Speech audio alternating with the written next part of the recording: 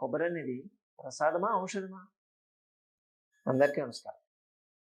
మిత్రులారా, మన మెడికల్ షాప్లో ఉండేటువంటి ఇంకొక మెడిసిన్ గురించి ఈరోజు మాట్లాడుకుందాం. అదేనండి మన వంటింట్లో ఉండేటువంటి ఇంకొకటి ఏంటో తెలుసా? కొబ్బరి. కొబ్బరి ఒక మంచి మెడిసిన్ లాగా పనిచేస్తుంది. రెగ్యులర్గా దాన్ని తీసుకుంటే ఇప్పుడు నేను చెప్పినవి మీరు వింటే అది ప్రసాదం కాదు, అది ఔషధం అని చెప్పి మీరే అంటారు. ఫస్ట్ ఆఫ్ ఆల్ ఈ కొబ్బరిలో మీకు మీడియం చైన్ ఫ్యాటీ యాసిడ్స్ అని చెప్పి ఉంటాయి. అంటే దీంట్లో చాలామంది ఏంటంటే కొబ్బరిని తినడానికి భయపడేది. ఎక్కడ భయపడతారంటే దాంట్లో ఫ్యాట్ ఉంటుంది కదా, అందుకే తినకూడదు అంటారు.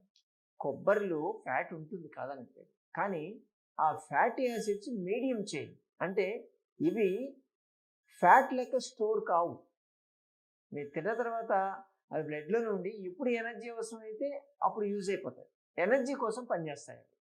కాబట్టి ఇది తీసుకుంటే వెయిట్ పెరుగుతారు అనే భయం అయితే అక్కర్లేదు. కాబట్టి వెయిట్ రిడక్షన్ కావాలనుకునే వాళ్ళు, వెయిట్ మెయింటైన్ చేయాలనుకునే వాళ్ళు, వెయిట్కి సంబంధించినటువంటి డైట్లు చేసేవాళ్ళు ఆకలేస్తే తినడానికి ప్రిఫర్ చేయాల్సింది కొబ్బరి. బేసికల్గా కొబ్బరి తీసుకోవాల్సి ఉంటుంది. రెండోది, దీంట్లో ఫైబర్ చాలా ఎక్కువ ఉంటుంది. మామూలుగా recommended daily allowance per day వచ్చి 45 గ్రామ్స్ అంటారు, 45 మిల్లీగ్రామ్స్. దీంట్లో ఆల్మోస్ట్ అది తీసుకుంటే 14 మిల్లీగ్రాములు వచ్చేస్తుంది మీరు 100 గ్రామ్స్ తింటే. అంటే మనకు రికమెండ్ చేసిన దాంట్లో 1/3 ఈజీగా వచ్చేస్తుంది. ఇది ఫైబర్ ఉంటుంది కాబట్టి మీరు 10 గ్రాములు తీసుకుంటే లోపల 50 గ్రాముల స్పేస్ ఆక్యుపై చేస్తుంది. అంటే పొట్ట ఎక్కువ ఫిల్ అయినట్టు ఉంటుంది. అందుకే ఇంతకుముందు చెప్పింది మనకు వెయిట్ రిడక్షన్కి బాగా పనిచేస్తుంది అని చెప్పాం కదా. అలాగే ఈ ఫైబర్ ఎక్కువ ఉండడం వల్ల మన బాడీలో హెచ్డిఎల్ కొలెస్ట్రాల్ లెవెల్స్ని బాగా పెంచుతుంది. గుడ్ కొలెస్ట్రాల్ అంటారు కదా, వాటిని బాగా పెంచుతుంది. ఎల్డిఎల్ కొలెస్ట్రాల్ లెవెల్స్ తగ్గిస్తుంది, బ్యాడ్ కొలెస్ట్రాల్. ఎక్కడైతే మనకు బ్లడ్ వెజల్స్ యూజువల్గా అటాచ్ అయ్యి బ్లాకేజ్ వచ్చేదానికి పనికొచ్చేది ఎల్డిఎల్ అంటారు కదా, అటువంటి ఎల్డిఎల్ కొలెస్ట్రాల్ లెవెల్స్ని తగ్గిస్తుంది. కాబట్టి గుడ్ ఫర్ హార్ట్, ఖచ్చితంగా హార్ట్కి బాగా పనిచేస్తుంది. అలాగే దీంట్లో కాల్షియం ఉంది, అలాగే మెగ్నీషియం ఉంటుంది, ఫాస్ఫరస్ ఉంటుంది. ఈ మూడు ఉంటే మీ బోన్స్ అనేటివి సేఫ్ ఉంటాయి. అంటే ప్రాపర్గా ఆ కాల్షియం అనేది అబ్జర్వ్ అయిపోయి దానికి అబ్జర్వ్ కావడానికి ఇవన్నీ బాగా పనిచేస్తాయి. దాంతో మీకు ఆస్టియోపోరోసిస్ ప్రాబ్లమ్స్ రాకుండా ఉంటాయి, బోన్స్ హెల్తీగా ఉంటాయి, జాయింట్స్ కూడా ప్రాపర్గా పనిచేస్తూ ఉంటాయి. ఈ పెయిన్స్ అంటే ఈ back pain, neck pain, knee pain ఇటువంటి ప్రాబ్లమ్స్ రాకుండా ఉంటాయి. ఒకటి మనం మెగ్నీషియం ఉంటుందని చెప్పుకున్నాం కదా, దీనివల్ల blood vessels contraction relaxation capacity బాగా పెరుగుతుంది దీంట్లో. దానివల్ల మీకు బ్లాకేజ్ అనేటువంటి ప్రాబ్లం రాకుండా ఉంటుంది.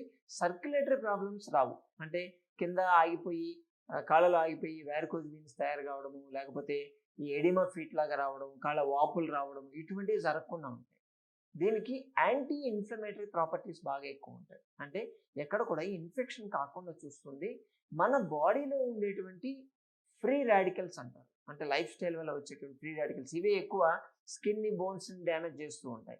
దీంట్లో ఫ్రీ రాడికల్స్కి అగ్నెస్ట్గా పనిచేసే యాంటీ ఆక్సిడెంట్స్ బాగా ఎక్కువ ఉంటాయి. కాబట్టి మీ స్కిన్కి కూడా చాలా మంచిది. అంటే స్కిన్ మీద ముడతలు రావడము, ఏజింగ్ సిమ్టమ్స్ కనిపిస్తాయి కదా, ఏజ్ వచ్చేసినట్టు అనిపించేటువంటి అటువంటి సిమ్టమ్స్ రాకుండా చూస్తుంది. స్కిన్ హెల్త్కి చాలా బాగా పనిచేస్తుంది ఇది. అలాగే డయాబెటీస్ ఉన్నోళ్ళు కొబ్బరి తినొచ్చా అని చెప్పి మనం చాలామంది అడుగుతుంటారు. సోమవారం, బుధవారం, శుక్రవారం, శనివారం మనకు మొయినాబాద్లో ఓపీ అవుతుంటుంది కదా, అక్కడ చాలామంది సార్ కొబ్బరి తినొచ్చా అని చెప్పి అడుగుతుంటారు. తినొచ్చు, నిక్షేపంగా తినొచ్చు.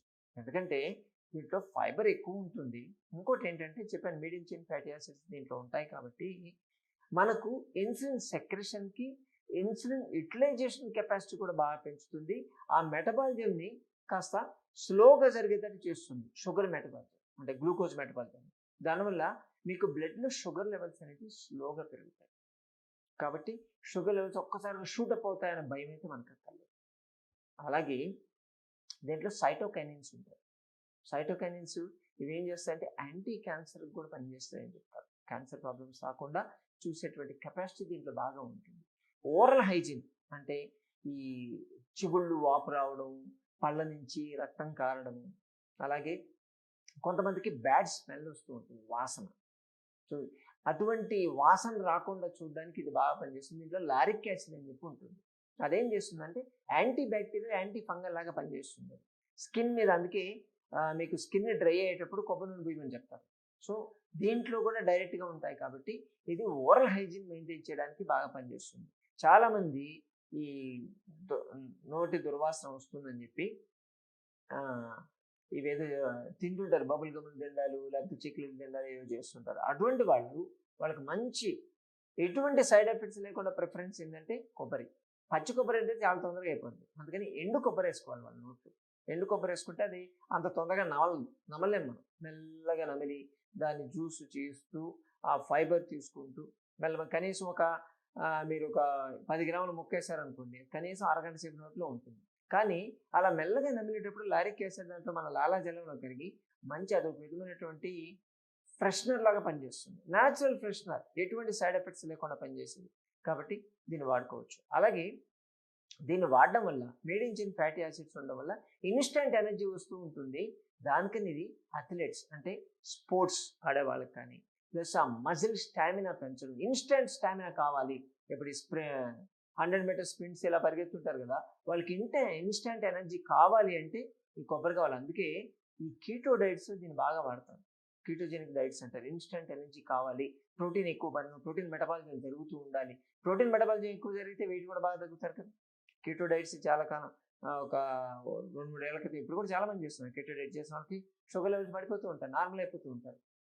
సో దాంట్లో ఈ కొబ్బరి అనేది చాలా ప్రిఫరబుల్. అలాగే దీనికి ఇంకొక మంచి లక్షణం ఏంటంటే ఫిట్స్కి చాలా బాగా పనిచేస్తుంది.